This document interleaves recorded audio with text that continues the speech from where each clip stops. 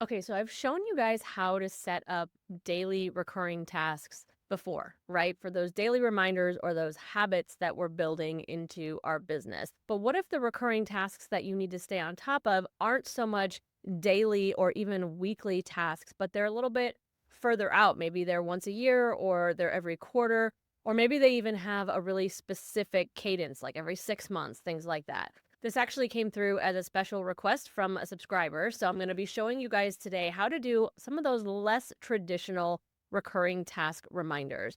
But before we dive into this, make sure you like this video, subscribe to the channel if you haven't already, and ring that little notification bell so that you never miss a tutorial or upload. Okay, so I went ahead and set up a specific list just for this purpose. So the request that came through was specifically related to like celebratory things like birthdays, anniversaries, stuff like that, as well as home maintenance. Now, obviously, this could apply across the board to a lot of other things, but we're going to go ahead and start here.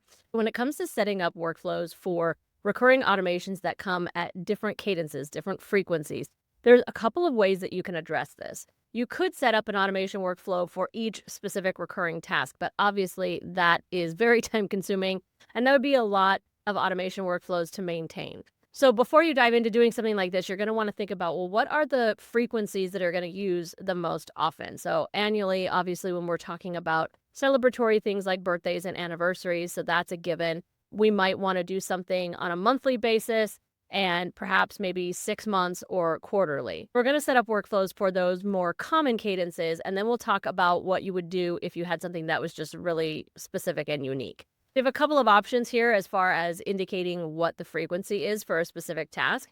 You could do it by lists, so you could have lists for each of those cadences: monthly, quarterly, 6 months, and year. I personally don't like doing that as much because then I feel like your board tends to get really messy. So the other options you have there are using labels or potentially using custom fields. Now, if you're in a free workspace, you wouldn't have access to custom fields, but labels work great for this. I only suggest doing custom fields as an option for those in paid workspaces because sometimes we run out of label colors, or maybe we just don't want to see all of those labels on the front of the card here. So I'm going to show you how you would do this with each of those options. We're going to do it based on a list, a label, and a custom field. And then you would just rinse and repeat for the different cadences based on whichever option you choose. And like I said, we'll do the specific task one at the very end. Okay, so let's go ahead and for the list option, we're going to do monthly. We'll use that one for monthly, and then we'll use a label for 6 months, and we'll use a custom field for yearly. So we're going to go into our automation workflows, rules, and we're going to go ahead and set up that first one for the list. So these filters that we're talking about, whether you're using a list or a label or a custom field, this really comes to play in the trigger. So we're going to use the marking the card complete as the trigger. So we've talked about this in a couple other places. This used to be on the dates tab. It's now on the card changes tab. So we're going to come in here and say when the card is marked complete. But here's where we're going to choose our filter. This is where we're going to start for all three of these options. So for our monthly option, we're doing this with a list, right? So we're going to come in here and say in list name, and we're going to scroll down to monthly. We'll hit this little plus sign, and then we'll hit the blue plus sign. And now we've got our trigger here when the card is marked complete in that monthly list. And then we're going to come in and do our action and say for our dates tab, we're going to say that we want to move the due date. And we're going to come in here, and this is monthly, right? So we're going to click on this option here so that we see a couple more options. We're going to say to the same day next month. We're going to click on that. We're going to click our little plus sign. We can see our action has been updated. We'll hit our blue plus sign. And then we need one more action. And if you've seen any of my repetitive task or recurring task videos before, you already know which one this is. This is one of the most important actions in a recurring setup because if you don't do this, your recurrence will end after the first one. We're going to come back here. We're already in our dates tab. We're going to say mark the card, and we're going to switch it to incomplete and hit the blue plus sign. And this is so that it shows it as not completed yet, so that next month it will re-trigger any reminders that you might have set on that due date. So we're going to go ahead and hit save. Now our second option was going to be using a label to indicate which tasks or which cards are going to be done at this frequency. So we're going to go ahead and create automation. add our trigger. And again, we're starting at that same place when the card is marked complete. But in our filters, instead of going to the list name, we're going to come here to our labels, and we are going to look for, in this case, the 6 months label. We'll hit that little plus sign. We can see our trigger was updated here, and we will hit that blue plus sign. So when the card is marked complete and has that label on it, and our actions are going to be similar, a little bit different because now we're moving it 6 months. So we're going to come in here to move the due date. We're going to click into this drop-down option again. But instead of coming in here, because you're going to see that we don't have an option for 6 months in here. So instead, we're going to come here to where we get to add in a number. And instead of days, we're going to say months. So now we've got move it by 6 months. Okay, that's going to move those due dates by 6 months. We'll hit that blue plus sign. And then once again, we're going to come in here and remark it incomplete. Okay, so that's how you would do it with a label. Our third option that I mentioned is with custom fields. So obviously you would need to create a custom field first. That is going to be a drop-down custom field with your different frequencies.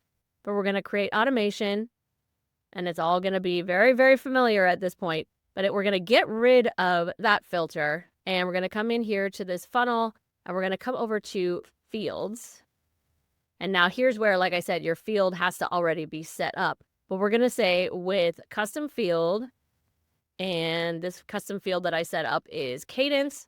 And we're going to say set to field value. And I said we would use this one for the annually, the yearly one. So let's go ahead and choose yearly. We're going to hit our little plus sign. We can see our trigger is now updated when it's marked complete with that custom field set to yearly. And there's our trigger. And then as far as the actions go, we're going to go ahead and move our due date again.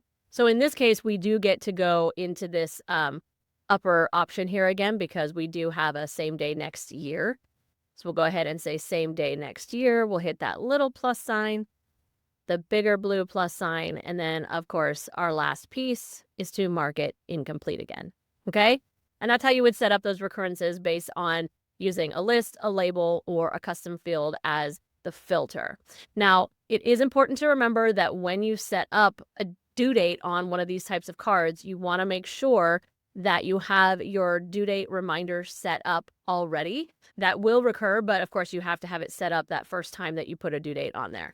Now you may have noticed that these native reminders, they only go 2 days before. And now in the example that was given to me in the special request was, well, what if I wanted to be able to have a reminder, some sort of notification 2 weeks prior to one of these events so that I can buy a gift or set up a special date or party or something like that. So in a case like that, my recommendation would be to set up like an email notification in advance. So what you're going to do in that case is, again, we're going to come into our automations, into our rules. And in this case, we're going to be doing it based off of a due date when the due date is coming due. So we're going to click on our due date automation options here on the menu. And we're going to create an automation. We're going to add a trigger. And we're going to say, and we said 2 weeks in this particular case. Now, we don't have weeks as an option here, so we're just going to do it with days. So we're going to go ahead and say 14 days before a card is due. But this seems like something that we're probably only going to do for like those celebrations. So if we wanted to add in a filter for that, we're going to come in here and specify based on how you're doing your filtering. So in this case, I would say it's probably going to be the annually because those are the ones that are typically going to be on an annual or yearly frequency. So we'll hit that little plus sign. And then when I'm setting up notifications and things like this, I always like to have them kind of come over at a specific time of day. It just seems a little bit simpler and more trustworthy, more reliable in my opinion. So we'll go ahead and set that up. And we've got it at 5 a.m. And then in this case, you're going to set up an email to go out. So that's actually going to be found here under content. So you're going to come in here, scroll down, and you're going to say send an email notification to. And here's where it's great because if you're doing this for yourself, you can simply put in your own email address. But let's say that you want to, maybe this is for a client and you want to set this up to go as a notification to your client instead of to yourself. This can go to any email address. So you can go ahead and just type that in here. And then as far as the subject and message, you could type a standardized message in here. So I would say reminder that Maybe in this case, you would want it to be like that, mom's birthday is coming up. Well, so I named the card mom in that case. So what you can do here so that you have a dynamic notification, meaning that it's not going to come through here and say, reminder that a birthday is coming up or reminder that an anniversary is coming up or whatever. You could actually use variables here. And we're going to go ahead and use what I like to call the fancy brackets. And in between there, you're just going to type card name. And that's all one word, no spaces.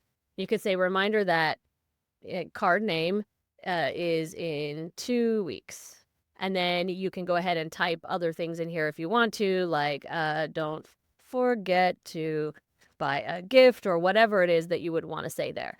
And then you would go ahead and hit save. Now, I'm not going to try to save this because with this email address being empty, it's not going to save for me. But you would go ahead and hit save, you'd get your confetti, and then 2 weeks prior to the due date on that card, which should be the actual date of celebration, right? The birthday, the anniversary, you're going to get, or whoever you have sent these emails to will get a notification that that is coming up and all that good stuff. You also might want to include in the body of the email a link to the card itself. I like to do that because then you don't have to go and find it on the board. You could simply click on it and it'll take you straight to it. So again, you're going to use a variable like this, and you're just going to type card link inside of those fancy brackets. And then when the email comes through, this will become a URL that'll take you straight to the card. And then one last thing before we get to the super specific, like one task kind of recurrence, I wanted to show you how you can actually automate the kind of resetting of certain things like those birthdays and whatever. You wouldn't necessarily want to do that if it was a home maintenance task or things like that, because you want to mark that complete manually when you actually complete it. But things like birthdays, anniversaries, they're going to be on the same day, whether you bought the gift or did what you were meaning to do or not, right? So we want those to go ahead and recur on their own. So in a case like that, you're going to come in, stay here on your due date automations. You're going to hit create automation. And our trigger is going to be the moment a card is due. But again, we are going to specify with our little filter here that it's only on those annual tasks, or however you have decided to designate that it's one of those celebratory tasks, custom field list, whatever it might be. We're going to go ahead and click the little plus sign there and our blue plus sign. So this will only happen the moment the cards that are designated as one of these types of tasks are due. And we're just going to come in here to our dates tab and say, mark the card complete. If you have this set up on this board, then for this type of task, it's going to automatically mark it complete, which will then automatically trigger the workflow that we set up before that says when the card is marked complete, it's going to reset itself. So like I said, I would only use this on the tasks that are going to happen whether you've done it last time or not. But this is an added thing that you can do to make sure that things like birthday calendars or anniversaries, things like that, stay current and up to date in case you happen to miss it the year prior. And now in the example of doing this for a very specific task, what is important to note is that you need to have the exact wording of the card name in order for that to work. So we're going to go ahead and come into our grandma card here.